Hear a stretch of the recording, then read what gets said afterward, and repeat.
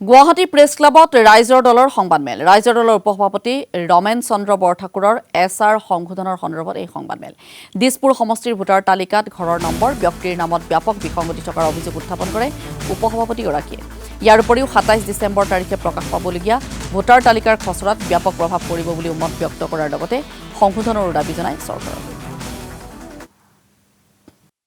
ভাৰতবৰ্ষত ইতিমধ্যে এছআইআৰ চলি আছে আৰু অসমত এছআৰ চলিছে এই এছআৰৰ ক্ষেত্ৰত আমি দিছপুৰ সমষ্টিত কিছুমান আখুৱা দেখিবলৈ পাইছোঁ কিন্তু আমাৰ প্ৰশ্ন যে ঘৰৰ নম্বৰ 0 কেনেকৈ হ'ব পাৰে ঘৰৰ নাম্বাৰ ঠাই কেনেকৈ হ'ব পাৰে ধৰি লওক এই জেগা টুকুৰা গাৰুবস্তি 8 মাইল তাত ঘৰৰ নামৰ জেগাত আছে 8 মাইল বোলে ক'ৰবাত লিখা আছে কমলা বাগান ঘৰৰ নাম কমলা বাগান আৰু ক'ৰবাত এনেকুৱাও আছে একেটা ঘৰৰ নাম্বাৰত মুছলমান হিন্দু সব আছে এইটো ভাৰতবৰ্ষৰ বিৰোধী দলৰ নেতা